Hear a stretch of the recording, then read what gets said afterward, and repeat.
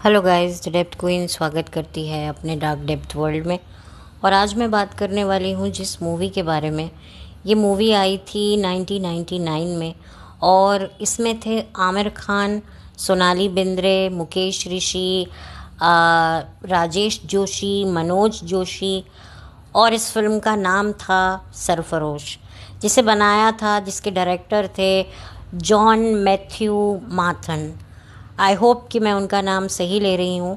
और इसका म्यूज़िक दिया था इस फिल्म का जतिन ललित ने। और इसके एक नहीं, दो नहीं, बल्कि चार चार गीतकार थे जिन्होंने इस फिल्म की गीतमाला को सजाया था अपने शब्दों से, और सुरों को सजाया था जतिन ललित ने। और ये होनहार चार गीतकार थे समीर, इंदिवर और इस इसरार अंसारी, और एक और हैं निदा फजली। सॉरी, थोड़ा सा नाम बोलने में थोड़ी सी मैं देर लगा रही हूँ क्योंकि थोड़ा सा डिफ़िकल्ट है मेरे लिए नाम लेना, क्योंकि मुझे याद नहीं है तो मैं याद कर करके बोल रही हूँ। मैंने अपने आँखों के सामने कोई पेपर नहीं रखा हुआ है जिससे मैं फटाफट खटाखट बोल लूँ, तो थोड़ा सा मेमोरी को रिवाइव करके मैं बोल रही हूँ। अगर मैंने थोड़ा सा गलत प्रोनाउंस किया हो तो उसके लिए माफ़ी, और अगर मैंने कुछ गलत कहा होगा तो मैं कमेंट सेक्शन में करेक्ट कर दूँगी।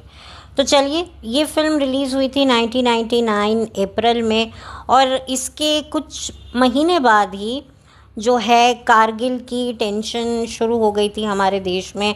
आप सभी को पता है कि कारगिल का क्या मसला हुआ था, क्या टेंशन हुई थी उस दौरान। और क्योंकि ये फ़िल्म पहले ही रिलीज़ हो गई थी तो इस वजह से भी फ़िल्म को काफ़ी ज़्यादा एक पॉजिटिव रिस्पांस मिला था। और ये जो फ़िल्म थी ये थी भी बहुत अच्छी।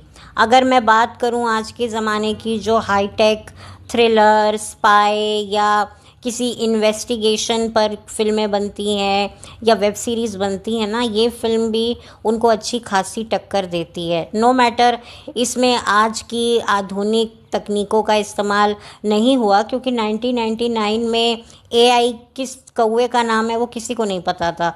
आज तो सबको पता है, छोटे छोटे बच्चों को पता है एआई क्या होता है, आर्टिफिशियल इंटेलिजेंस। और इस चीज़ को वेब सीरीज़ में, फिल्मों में, डिटेक्टिव मूवीज़ में भी यूज़ किया जाता है। बट ये उस ज़माने के हिसाब से ये फ़िल्म को आप इग्नोर नहीं कर सकते, क्योंकि आज भी जब ये फ़िल्म टेलीविज़न पर आती है तो हर कोई इसे बैठकर देखना चाहता है। और इसके गानों का भी बहुत बड़ा योगदान रहा है, क्योंकि इसका एक एक गाना आज भी जब आप सुनेंगे ना तो आपको लगेगा ही नहीं कि इतनी पुरानी फिल्म का गाना है। जैसे कि इसका एक गाना, टाइटल ट्रैक जो सोनू निगम ने गाया था, सरफरोशी की शमा दिल में जला लो यारो, ये बहुत ज़्यादा पॉपुलर हुआ था क्योंकि उस दौरान जो है कारगिल का मसला चल रहा था और दो देशों में बहुत टेंशन था। जैसे अभी कुछ महीने पहले, अभी जो अप्रैल के महीने में जो पहलगाम कश्मीर में जो अटैक हुआ, उसके बाद जो देश की जो स्थिति थी कुछ ऐसी ही हालत बनी हुई थी। कारगिल का जो मसला चल रहा था, तो इस फिल्म से काफ़ी ज़्यादा लोग रिलेट भी कर पा रहे थे। और काफ़ी, मैं कहूँगी कि एक मौके पर चौका मारना आप कह सकते हैं। और इस फिल्म को बनाने के लिए काफ़ी डायरेक्टर ने रिसर्च करी थी। जो डायरेक्टर हैं जॉन साहब, ये एक लौती, एकमात्र, एक वाहिद ऐसी मूवी है जो उनके करियर की सबसे बेस्ट है।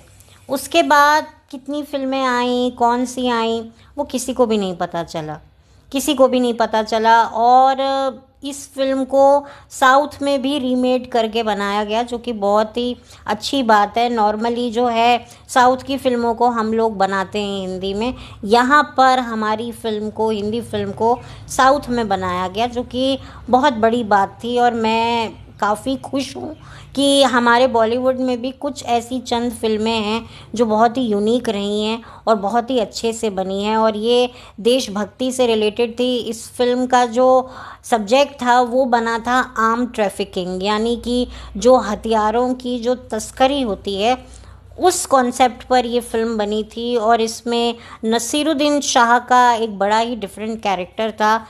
आपको लगेंगे तो वो पॉजिटिव, बट वो पॉजिटिव में जिस तरीके से उन्होंने अपना एक नेगेटिव शेड दिखाया है वो वाकई काबिल तारीफ़ है। वो एक आर्टिस्ट होते हैं, एक गज़ल सिंगर होते हैं, जो बेसिकली होते तो हिंदुस्तान से हैं, लेकिन पार्टीशन के बाद वो दूसरे मुल्क में सेटल हो जाते हैं और फिर उसी मुल्क के साथ जो हैं वो इंडिया पर जो हैं कुछ करते हैं। अगर आप लोगों ने ये फ़िल्म देखी होगी तो एक तरीके से वो जो हैं इंडिया के अगेंस्ट ही काम कर रहे होते हैं।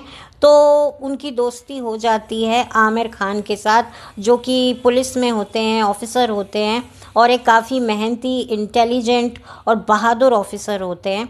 और क्या उनकी खुद की ज़िंदगी में क्या घटा हुआ होता है वो भी आपको इस फिल्म में देखने को मिलेगा। और दो मुल्कों के बीच की सेंसिटिविटी को बड़े ही तरीके से और बड़ी ही समझदारी से, बड़े ही इंटेलिजेंट वे से और बहुत ही संवेदनशील से दिखाया गया है, जो काफ़ी काबिल तारीफ़ है। और एक मैसेज आपको दिया है कि कोई आपका कितना भी अच्छा दोस्त हो, लेकिन अगर वो आपके देश का नहीं है, अगर वो आपके देश का दुश्मन है, तो वो आपका दोस्त कभी नहीं हो सकता।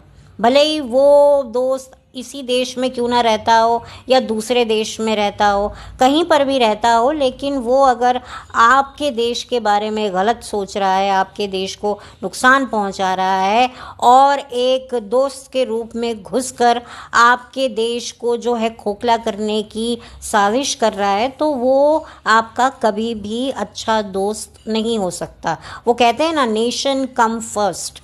तो इसमें यही दिखाया गया है कि आमिर खान को ये चीज़ रियलाइज़ हो जाती है कि जो ये शख्स है नसीरुद्दीन शाह, ये मेरा कितना भी अच्छा दोस्त क्यों ना हो, लेकिन जब ये मेरे देश का नहीं है तो फिर ये मेरा भी दोस्त नहीं है। तो ये एक मैसेज दिया गया था बड़ी ही बखूबी तरीके से और काफ़ी अच्छे से दिखाया गया है कि अगर आप किसी से दोस्ती करते हैं या मोहब्बत करते हैं तो उससे जुड़ी हर चीज़ को आपको रिस्पेक्ट देनी चाहिए, चाहे वो उसकी फैमिली हो, चाहे वो उसकी कंट्री हो, उसका कल्चर हो, उसकी थॉट प्रोसेस हो। तो यही एक सच्ची और अच्छी दोस्ती की निशानी होती है। अब जैसे जो पहलगाँव में जो अभी हाल फिलहाल जो अटैक हुआ था, तो किस तरीके से धर्म को लेकर मैनिपुलेशन मीडिया में शुरू हो गई थी, लेकिन लोगों की सूझबूझ समझदारी ने उस चीज़ को बढ़ावा ही नहीं दिया, जिसको मैं सलाम करती हूँ कि लोगों ने अपनी समझ को, अपनी अच्छाई को मरने नहीं दिया कि भाई अगर हमें रहना है ना तो मिलकर रहना है। ये धर्म की गुटबाजियाँ ये बहुत हो चुकी हैं और इसकी वजह से हमने पता नहीं क्या क्या खोया है। सुख, चैन, परिवार, शांति, सब कुछ तो हमारा खो गया है और अब पता नहीं आगे क्या क्या होगा। तो लोगों ने बड़ी मैच्योरिटी, अपने पास्ट एक्सपीरियंसेस को इस्तेमाल किया और जो एक तरीके से एक नैरेटिव सेट किया जा रहा था धर्मों को बांटने का, वो भी लोगों ने जो है अपनी सूझबूझ से उस नैरेटिव को ही उखाड़ कर फेंक दिया, जो कि बहुत काबिल तारीफ़ है। तो इससे पता चलता है कि अगर लोगों की समझ बटी नहीं हुई ना तो कोई आपको बांट नहीं सकता, क्योंकि कहते हैं ना, बटोगे तो क्या होगा, क्या होगा समझ जाओ। तो वो चीज़ लोगों ने समझ ली थी कि भाई ये धर्म का ये प्रोपोगंडा हम नहीं करेंगे, इसमें कोई धर्म ये नहीं सिखाता है कि भाई आपको किसी को इतनी हानि पहुंचानी है। हर मज़हब यही सिखाता है कि किसी को तकलीफ़ ना हो, किसी को दुख ना हो, अपने से पहले दूसरों की सहूलियत के बारे में सोचो। ये हर धर्म में, हर शास्त्र में, हर रिलीजन में यही सिखाया जाता है। तो लोगों ने इस मैच्योरिटी के साथ में है इतनी कठिन सिचुएशन में भी अपना संयम बनाए रखा, जो कि मैं जिसकी दिल से सराहना करती हूँ। तो इस फिल्म में भी यही मैसेज देने की कोशिश करी है कि भाई अगर आपकी सोच ही गलत है, हालांकि फिल्म में नसीरुद्दीन शाह उनकी जो पैदाइश होती है वो भारत की ही होती है, वो भारत में ही पैदा होते हैं, लेकिन पार्टीशन के दौरान वो चले जाते हैं दूसरे मुल्क में और डेफिनेटली जो भी बचपन में उन्होंने चीज़ें देखी होती हैं उसे वो अपने दिल से कुछ अलग ही उसे घर कर लेते हैं और लोग इसी का फ़ायदा उठाकर उन्हें मैनिपुलेट कर लेते हैं, जिसकी वजह से वो इसी देश के ख़िलाफ़ हो जाते हैं। तो ये चीज़ दिखाई गई है और फ़िल्म में बड़े तरीके से दिखाई गई है और बड़े ही समझदारी से दिखाई गई है। और यही वजह है कि ये फ़िल्म आज भी जब टीवी पे आती है तो निगाहें जो होती हैं वो थम जाती हैं। आप कोई भी काम कर रहे होते हैं ना, आप रुक जाते हैं और कहते नहीं ये पिक्चर देखते हैं। कितने ऐसे लोग हैं जिनको फाइटिंग वाली एक्शन मूवी नहीं भी पसंद है, फिर भी वो इस फिल्म को तो ज़रूर देखते हैं क्योंकि इसे बनाया ही इतने अच्छे तरीके से गया है। और आमिर खान की कुछ चंद फिल्में हैं जो मैं मानती हूँ बहुत अच्छी रही हैं और ये फिल्म उनमें से एक है। सोनाली बेंद्रे इसमें सिर्फ एक शो पीस की तरह ही रही हैं और एक तरीके से एक सेफ प्ले किया है, क्योंकि कई एक्ट्रेसेस का ये एक होता है कि भैया एक्टिंग तो हमें मिलने वाली है नहीं, एक्टिंग वाले रोल, और ना ही हमसे होने वाले हैं, तो चलो एक ऐसा गेम खेलते हैं कि किसी बड़े एक्टर के साथ में आ जाओ, उसके साथ एक दो गाने कर लो, वही सारी पिक्चर में जो उसको करना है वो करेगा, मैं उसके साथ खड़ी रहूँगी, पिक्चर हिट हो जाएगी तो मुझे थोड़ी और फिल्में मिल जाएंगी।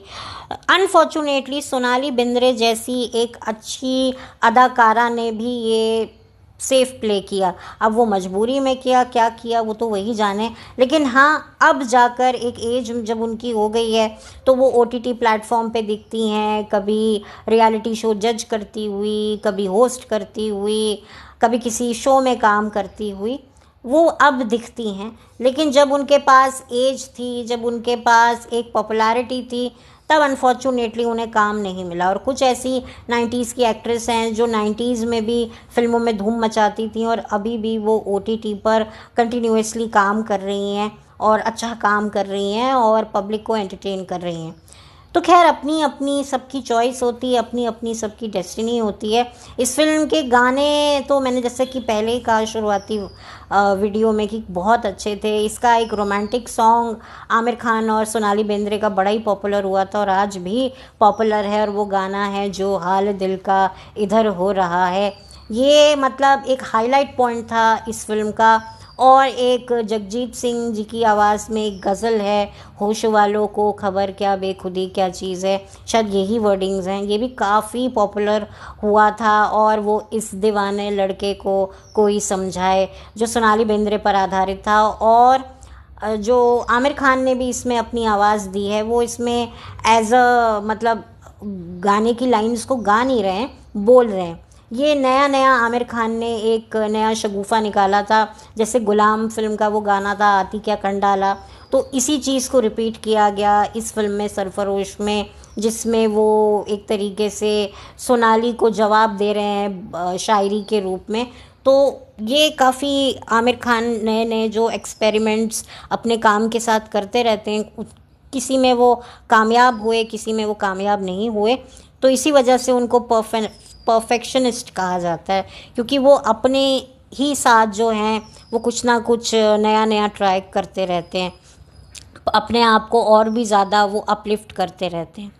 तो इस फिल्म में मनोज जोशी का भी रोल है और उनके भाई, छोटे भाई थे उनके, ये राजेश जोशी, जो उस ज़माने में 90s के एरा में काफ़ी पॉपुलर हो रहे थे।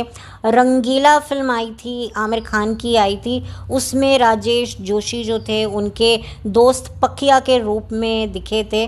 बट अनफॉर्चुनेटली 1998 में एक एक्सीडेंट के चलते उनकी आकस्मिक मौत हो गई। सिर्फ 29 ईयर्स के थे राजेश जोशी और मैरिड थे, और इतनी कम उम्र में उनको दुनिया छोड़कर जाना पड़ा, जो उनके भाई के लिए, उनकी फैमिली के लिए, यानी कि मनोज जोशी जी और उनकी पूरी फैमिली के लिए बहुत ही ज़्यादा ये शॉकिंग था।